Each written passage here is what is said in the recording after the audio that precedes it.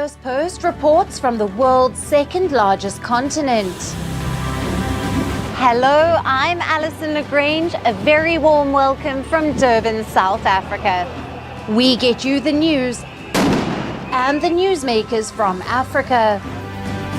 From elections to climate change to innovations and opportunities. As the world's attention shifts, we report from Africa, the heart of the global south. Join me every weekday live on Firstpost.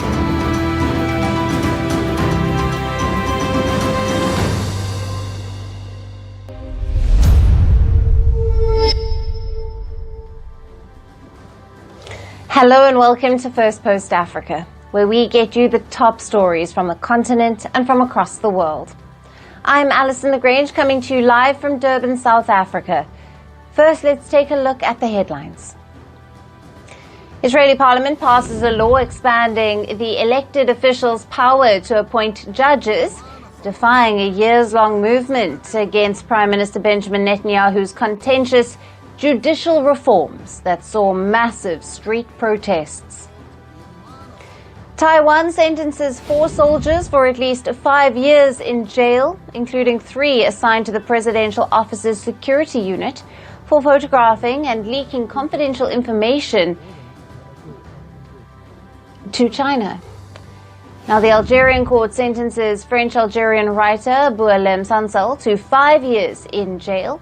The author, known for his criticism of Algerian authorities, has been at the heart of a diplomatic storm between France and its former colony. And Vietnamese police bust the country's biggest synthetic drug factory, seizing 1.4 tons of ketamine in the coastal tourist city of Nha Trang. And firefighting helicopters race to tackle the burning wildfires in several areas of northern Thailand, worsening the annual pollution in the area from stubble burning.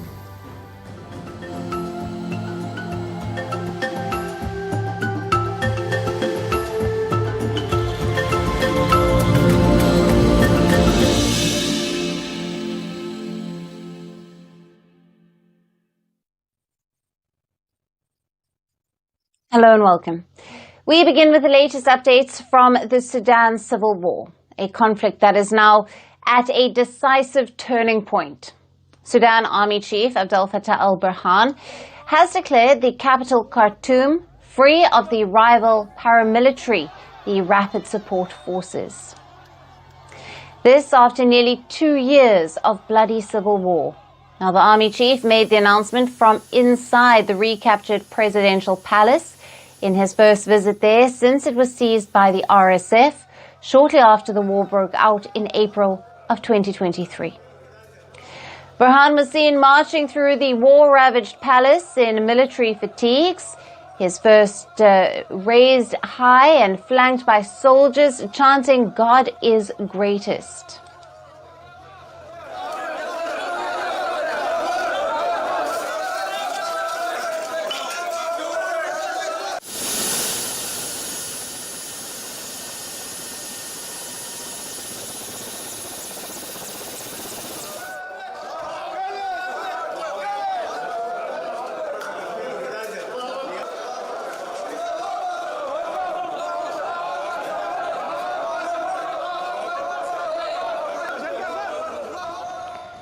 The declaration comes as the Sudanese armed forces have made major territorial gains in the past few days, marking their most significant advance since the war began. The Khartoum region is divided into 3 main areas: Khartoum City, the official capital, Omdurman, and Bari. Now together they form what is called Greater Khartoum, all linked by strategic bridges across the Nile and the Blue Nile. The army has now made major advances in central Khartoum, the inner core of the capital. Now, in a lightning offensive, they first captured Al-Rawad residential complex, one of the largest housing complexes in the city. They then stormed and secured the presidential palace. Following this, the army regained control of most of central Khartoum, including ministries, banks, and government offices. And finally, they captured the Khartoum International Airport, which is the last major stronghold of the RSF in the capital. But reports say that the RSF remains present in parts of eastern Khartoum, as well as in the isolated pockets in Bari and Omdurman. New drone footage released by the Sudan Army shows people moving across the Jebel Olia Dam, located in the southern outskirts of Khartoum state. The army claims that these are RSF fighters retreating from the capital. Meanwhile, in Port Sudan, crowds took to the streets celebrating the army's gains. Port Sudan is currently acting as the de facto capital. It became a refuge for hundreds of thousands who fled after the RSF captured Khartoum.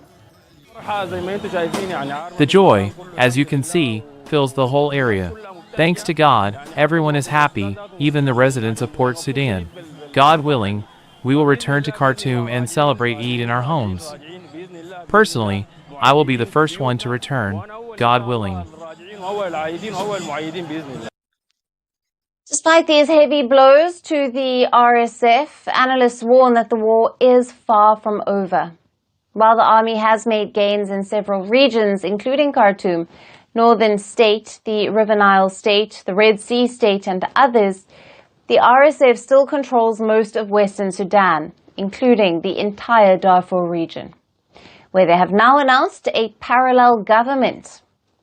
Now, this parallel authority was declared under a political agreement signed in Nairobi last month, further hardening the battle lines and raising fears of a de facto partition. The Sudan conflict has also drawn major foreign players, each accused of fueling the war by supporting one side or the other. Both the Sudan Army and the RSF face accusations of civilian atrocities in a conflict that has already claimed up to 150,000 lives, according to some estimates. The Sudan Army had previously pledged a transition to civilian rule after regaining Khartoum.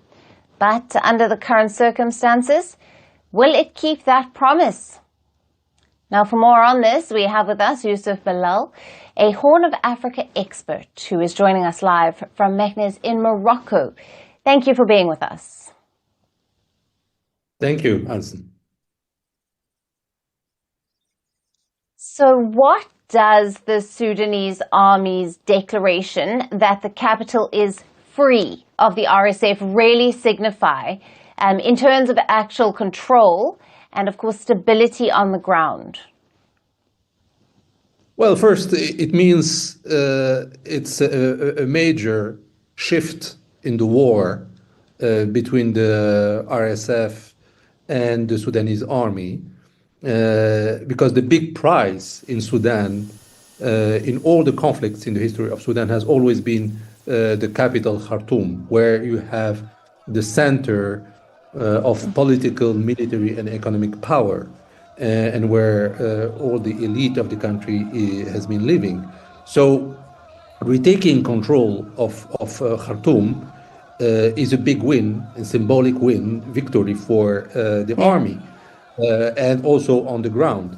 Right. And the second aspect of it is that since the war started 2 years ago, most of the elites, all the elites actually, and the middle class left Khartoum and left Sudan for the neighboring countries. So the key question then would be how fast and what would be the conditions for them to return. And the third point is that now the government has been in Port Sudan for the last 2 years. Now will also bring back all its offices to the capital. So all this means that there will be an important shift in the dynamics of the war.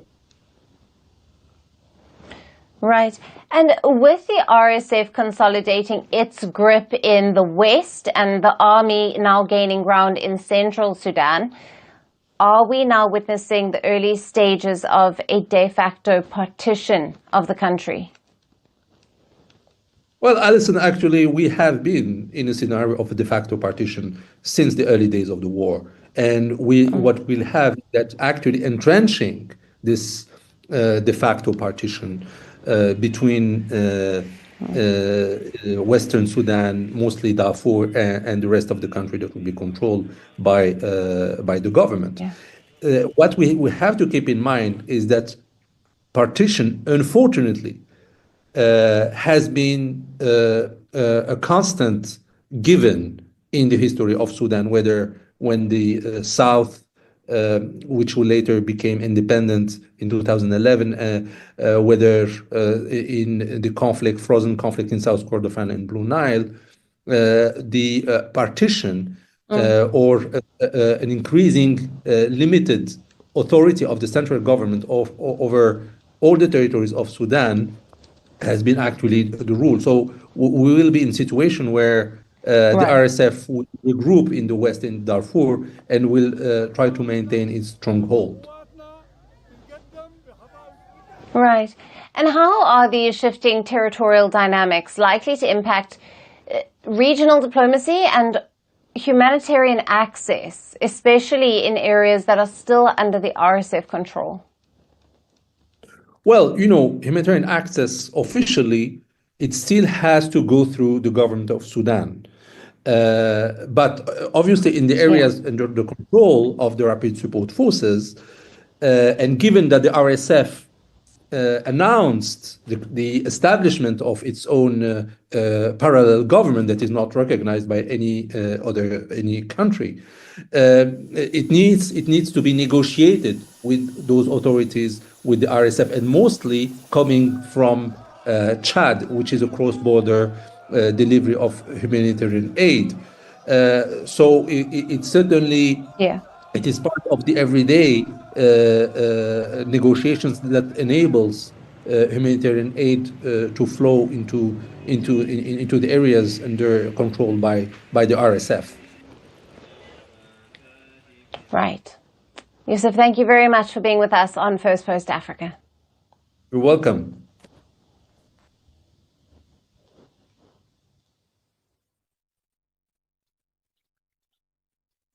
Let's turn our attention now to Sudan's southern neighbor. In the world's youngest country, tensions are rising by the day. A 2018 peace deal that once brought hope to South Sudan is now teetering on the edge of collapse, sparking fears of a return to civil war in the East African nation.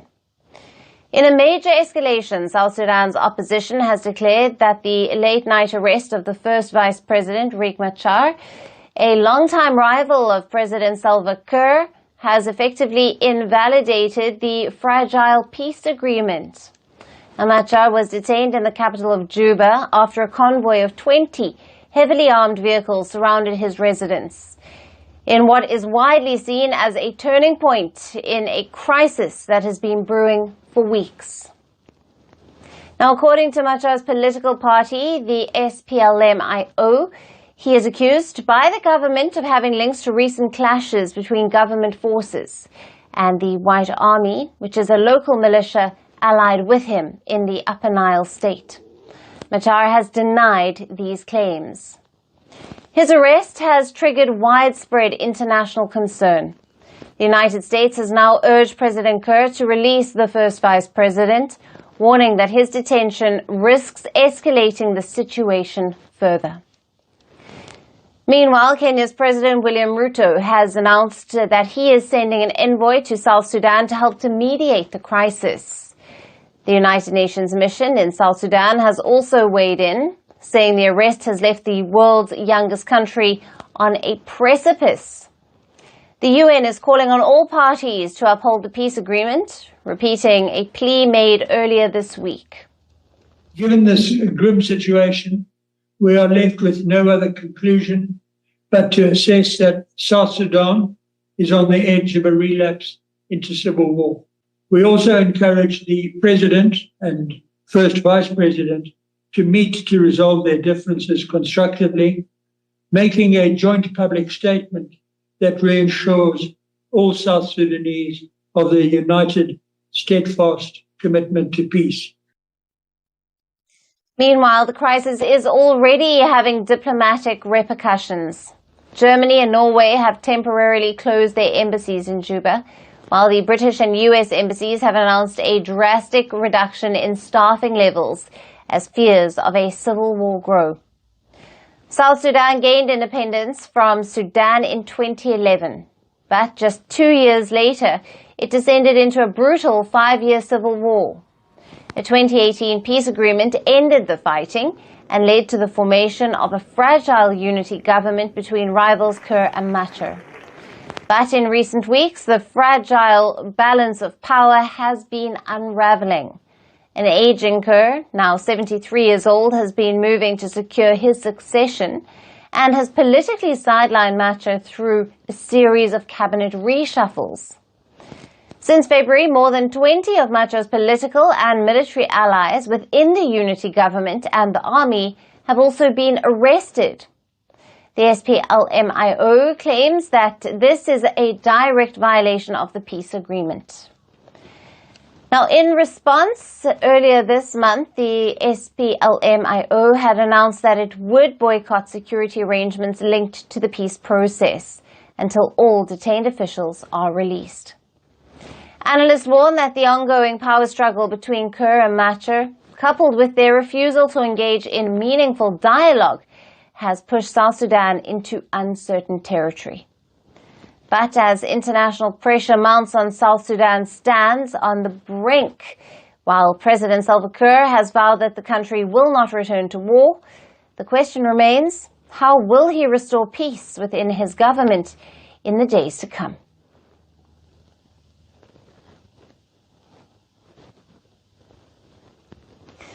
And shifting focus now, we've all seen ministers reshuffled, diplomats reallocated and bureaucrats swapped. But have you ever seen an army chief reassigned to the sports ministry? Well, that's exactly what just happened in Zimbabwe. Now, President Emmerson Mnangagwa has reassigned the head of the country's army, General Anselm Sanyatwe, to lead the sports ministry. He is replacing the retired swimmer, Kirsty Coventry, who is moving on to become the new president of the International Olympic Committee. But why did the president find an army chief as the only right person to fill her shoes? Well, observers see this as a major political move by President Mnangagwa, who is facing growing dissent and fears of a possible coup from his former allies. Now, the move comes just ahead of planned protests by Zimbabwe's war veterans on the 31st of March, who are demanding that Mnangagwa step down, accusing him of deepening the country's economic crisis and plotting to extend his rule. Mnangagwa is also facing mounting dissent within his own ZANU-PF party.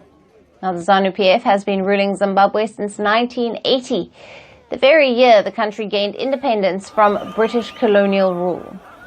Since then, the party has maintained a close relationship with the military. But things changed during the era of Mnangagwa's predecessor, Robert Mugabe, who was ousted after 37 years in power by a military coup in 2017. It was called a soft coup because ZANU-PF remained in power. The biggest beneficiary of this coup was Emmerson Mnangagwa himself, who took over the presidency with the full blessings of the military. But now, just like his predecessor, Mnangagwa is being accused of tightening his grip on power while worsening the country's economic crisis. And the anti-Mnangagwa war veterans want him out. They are pushing to install Constantino Chiwenga, who is a retired general who led the coup against the former President Mugabe and is now serving as the vice president. Mnangagwa, however, denies all the allegations and has warned against people who want to disturb Zimbabwe's peace. How will this peculiar case in Zimbabwe play out? We'll keep you posted.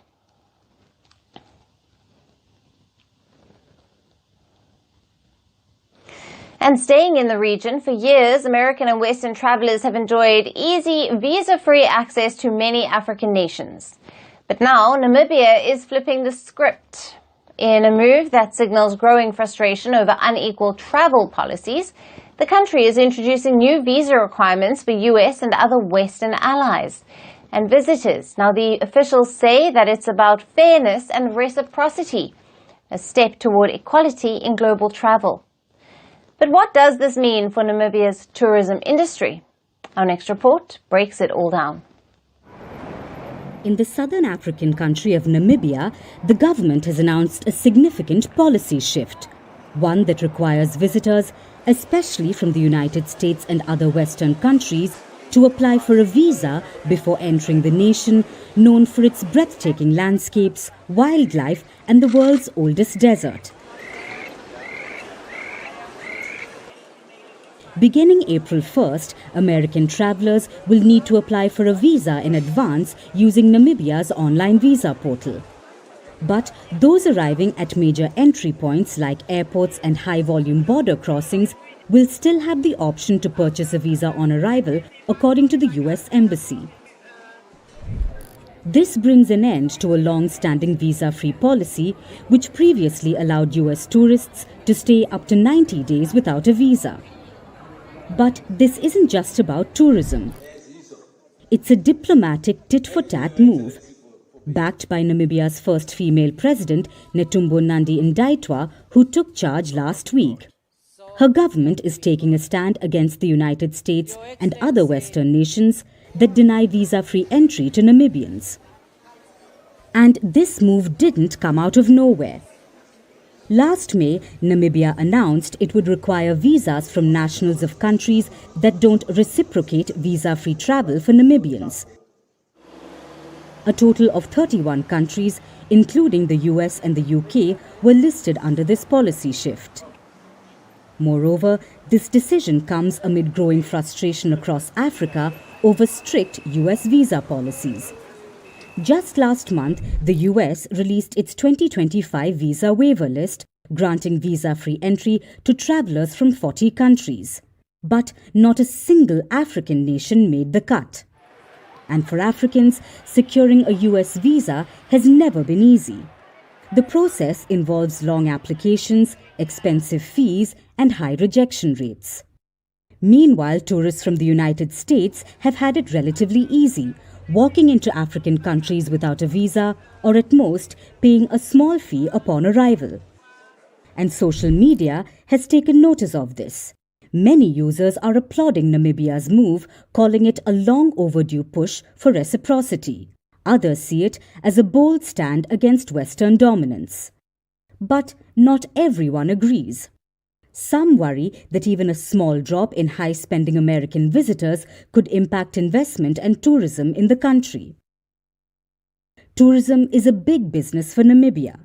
The country welcomed more than 800,000 international visitors in 2023.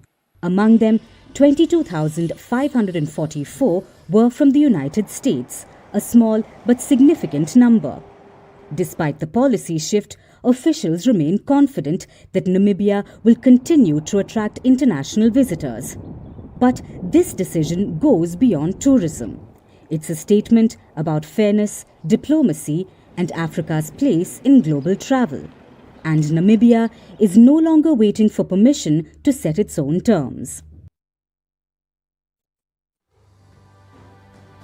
And that's it on the show for today. We will see you again tomorrow at the same time.